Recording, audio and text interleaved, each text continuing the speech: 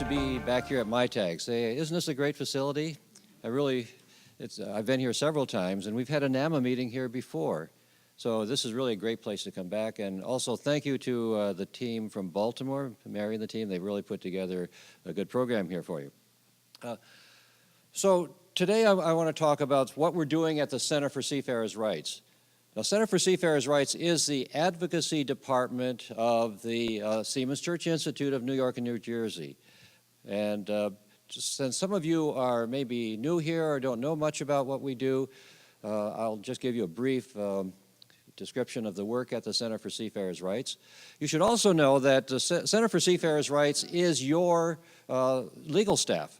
We have a memorandum of understanding with the North American Maritime Ministry Association, where we provide training, legal advice and assistance, and any other way that we can assist your facility, your center, your ministry free of charge. So we are also the advocacy department of NAMMA.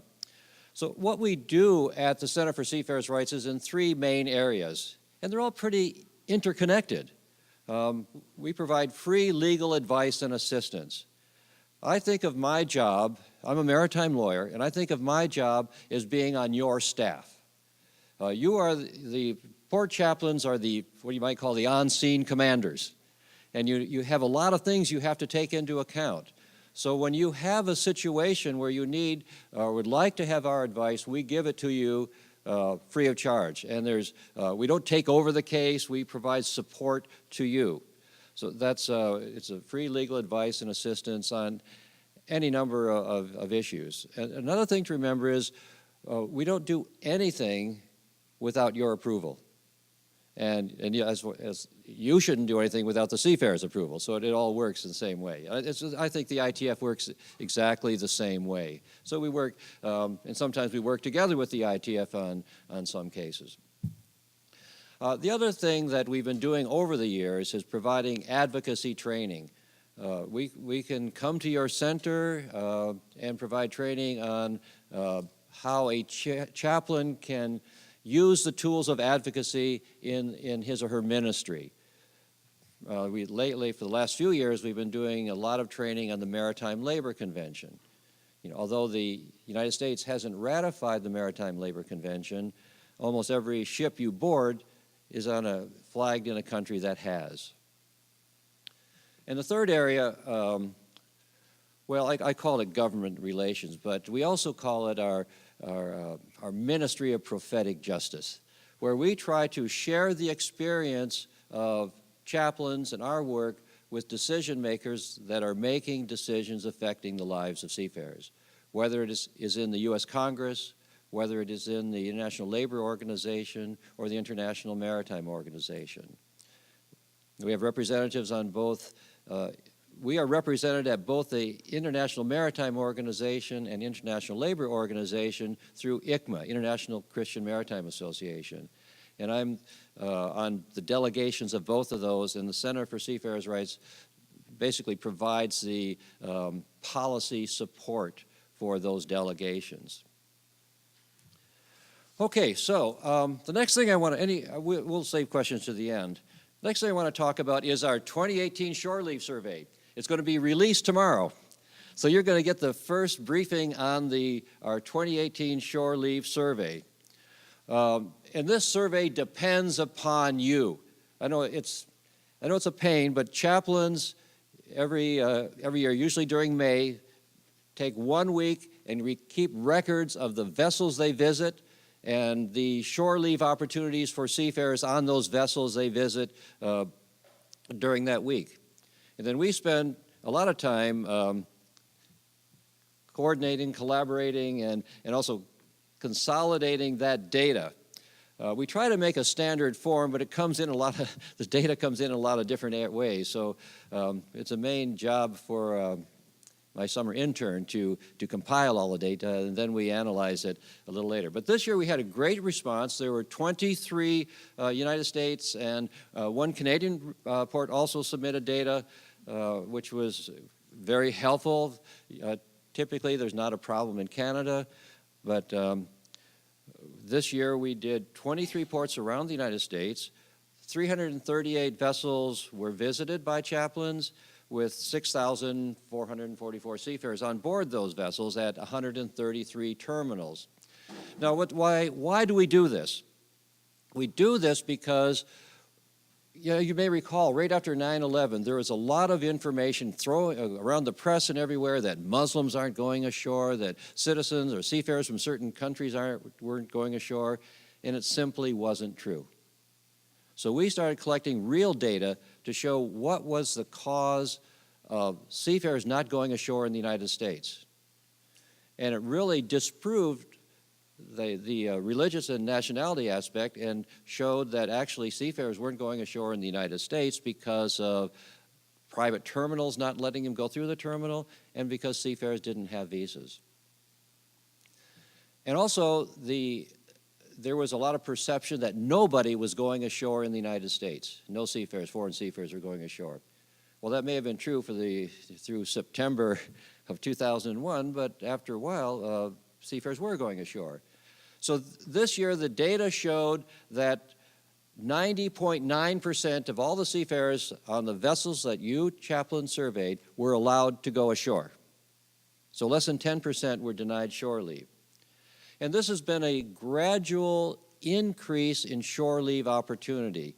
It's not dramatic, but like last year there were 90.7 and 89.7 in 2016. So as you can you see that it's, except for a spike in 2015, it's been pretty much around 10% of this, only about 10% of seafarers are denied shore leave in the United States. So why are they denied shore leave? Well, let's take a look. You can see the main reason is that no visa. About 58% of seafarers do not have visas. In the United States, visas are required for shore leave.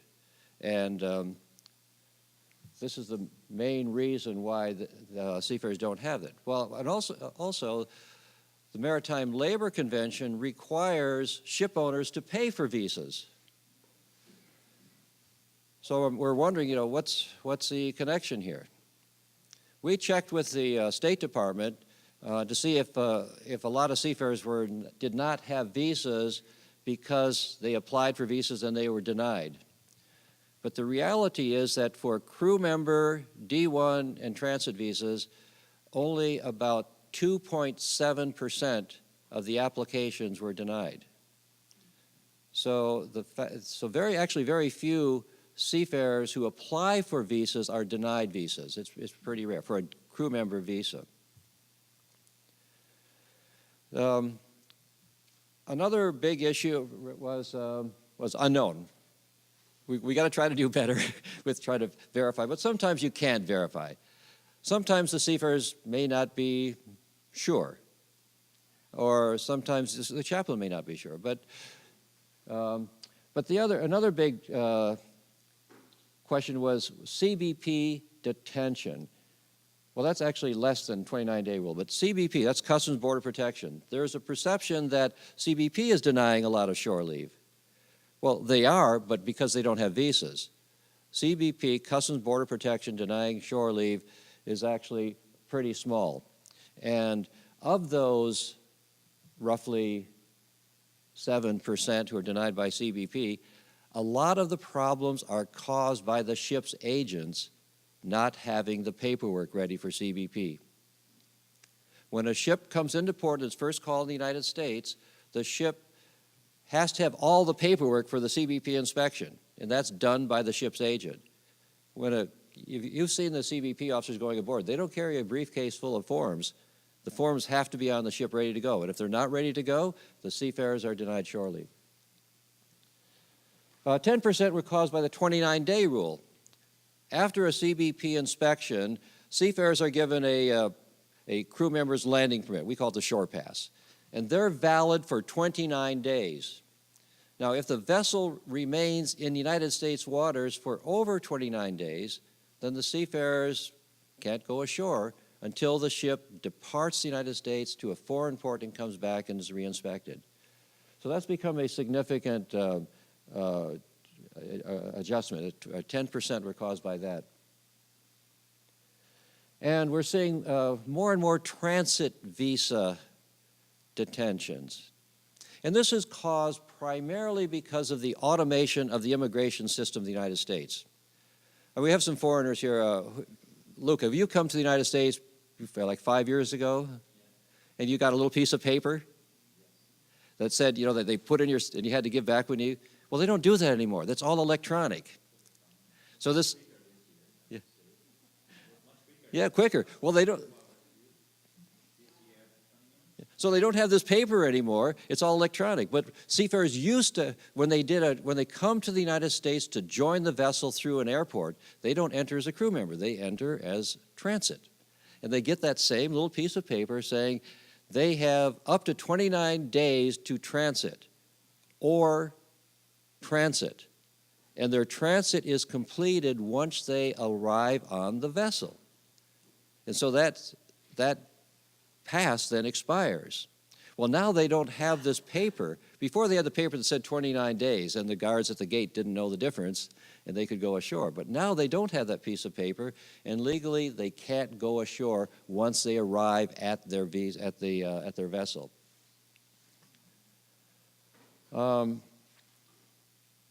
We had some company policies. I don't know if you've seen MSC on some of the ships operated by MSC. Sent out a circular letter saying don't give shore leave to Bangladeshis, Myanmar, Filipinos, and a couple others. There were 5 nationalities that MSC said you can't go ashore. Unfortunately, it's not illegal for them to do that, but they did. So that was we're kind of working with MSC to try to get them to change that. Okay, I know I don't have a lot of time here. So we also looked at the nationality of seafarers who are being denied shore leave. And we looked at those nationalities who were denied shore leave in a greater percentage than the average, which was 9.1%. So you see that Chinese, they're 41%. Chinese, Greeks for some reason, so India and Poland were lower. Myanmar, Philippines was lower, and Ukraine, or excuse me, unknown. So these, I'm having a hard time reading this, but so you can see that at least 4 of these, Ukraine, Myanmar, Greece, and China, had much higher percentage.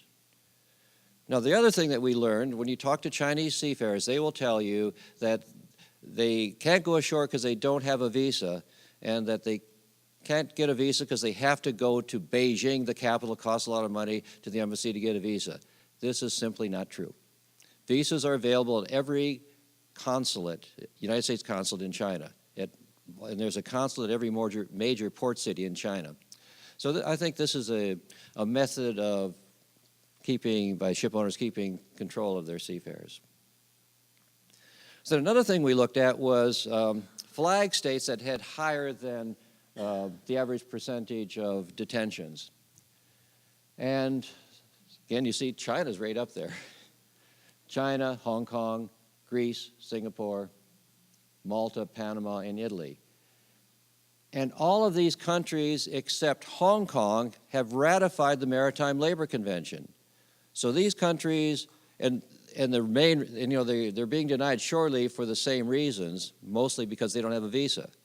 So these are the countries I would want to look at to see if they are really enforcing their obligation to require ship owners to pay for visas for seafarers. Okay, that's a quick run through. We'll have maybe time for questions later. Now I want to, this is out of, just a minute here. Sorry.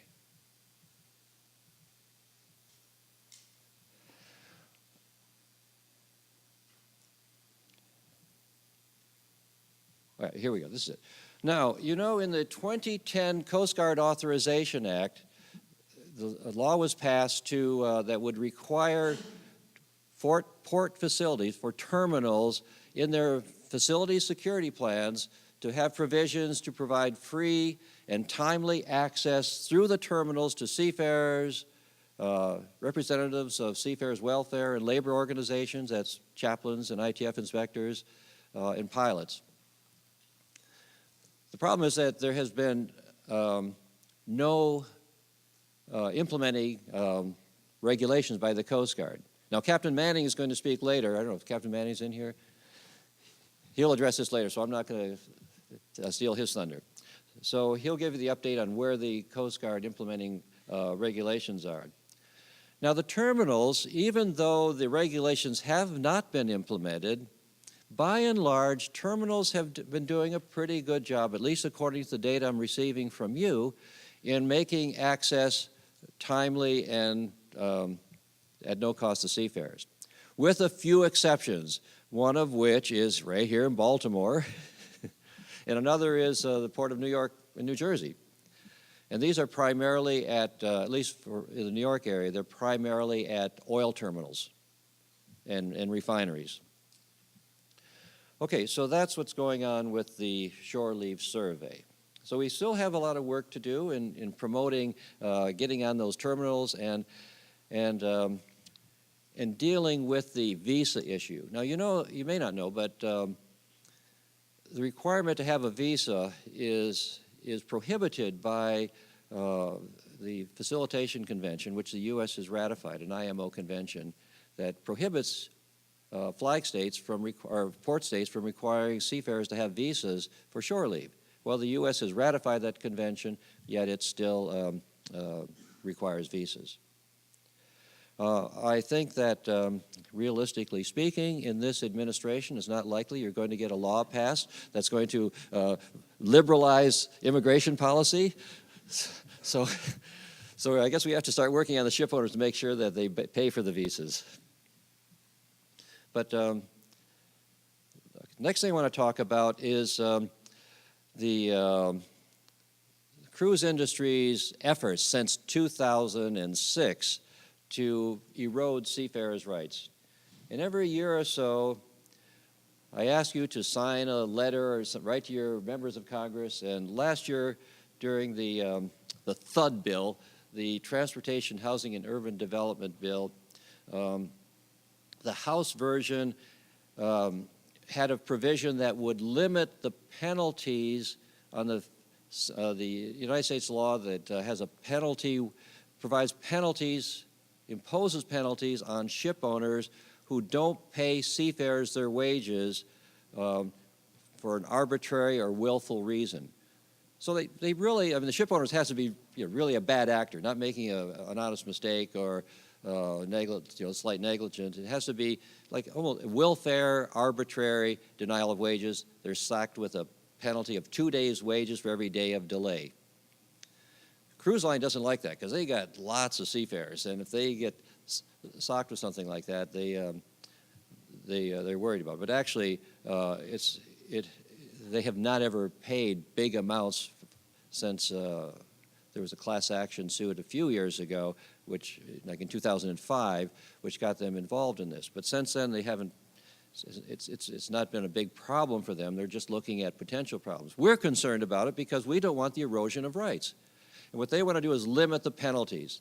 So they put in legislation every year since 2006 trying to limit that. And every year, Center for Seafarers' Rights gets involved with Congress. And last year, the House passed the bill that included those provisions, despite our best efforts. So we ask you to write, to sign a joint letter, which many of you did. I think there was over 150 chaplains who signed it in like 50 different seafarer centers. We removed that provision from the Senate bill. So as it stands now, the House has passed this bill. The Senate committee has approved their version of the bill without these provisions. So if you want to see if you're doing something effectively influencing Congress, this is one good example that, at least since 2006, NAMMA has been very effective in influencing Congress. Another part of the cruise industry's challenge was to they don't like paying medical care in the United States if they don't have to. So they want to limit seafarers' access to U.S. courts to defend their rights to medical care. And we were fighting this for a few years. It looks like the cruise lines have lost so far this year. Well, they have lost so far this year because they've been putting this in the National Defense Authorization Act. This is like an act about this thick, and hidden in the bottom was a provision limiting seafarers on passenger vessels their rights to go to U.S. court to protect their medical care rights. Well, on Monday, the President signed the National Defense Authorization Act without the offending provisions. So that's a real good thing, and I think you will all recall that you guys, you chaplains and such, signed letters about this as well. Okay, so now our seafarers rights advocacy isn't just seafarers rights cases, working in Congress. We're also advocating for a wide variety of seafarers issues. And one of the things we've been quite involved with for a long time has been advocating seafarers' wellness and medical care. Back in 2009, we did a study of seafarers' mental health on the effects of piracy on seafarers' mental health. And this was the first ever clinical study of seafarers' mental health or anything. There's just nothing in literature, medical scientific literature, about seafarers' occupational health. So we got involved with Yale Medical School, convinced them that they should be the go-to place for seafarers' occupational health, and they've been doing research on that ever since. So we've been working with Yale University, Rutgers Nursing School, to do our own occupational health research for seafarers, and to encourage others to do that, because the more research, the better. And we're also working with the Coast Guard on the Merchant Mariner Medical Advisory Committee.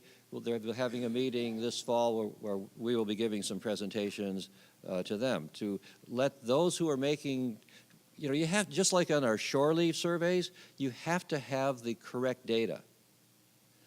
And the data now for seafarers' medical care, all the seafarers, for example, their medical certificates that they have to get, are not based on scientific research. They're on seafarers' occupational health research, and we want to see if we can change that. Now, another thing that we and others, the ITF, ISWAN have been working on has been seafarers' mental health. And there's a lot of good stuff out there on seafarers' mental health, gathered from a lot of different areas. And again, though, there's not a lot of scientific research on seafarers' mental health. Now, the ITF is now funding a mental health study. With our Yale guys are doing it, and we are assisting them, working alongside with Yale to get them access, and we're doing our own work in collaboration with them, looking just at ship's masters, to try to make more intelligent decisions on seafarers' mental health. I mean, the World Health Organization says about 25% of the world's population is going to suffer some mental illness or some mental illness episode sometime during their life. So it is considered one of the greatest public health problems in the world, and very little is being done about it. But the point here, though, is we can't assume that seafarers are immune from mental health problems. So I think the publications that are out there now, particularly the ISWAN, publications are very helpful in preventative mental health, but we also have to look at the stigmas of mental health and trying to get seafarers who need help to get help. We are producing a slightly different publication that will be how to respond to, say, a traumatic incident, for example, a grounding or a piracy, how to deal with seafarers' mental health following a traumatic incident, more responsive than preventative. And along these lines, we're working very closely, or we're working very hard on suicide prevention. We're providing training on suicide prevention, and Here again, there's not a lot of good data on seafarer suicides. There's been some studies that are kind of old about European and UK seafarers and suicide, but not a lot about the rest of the world.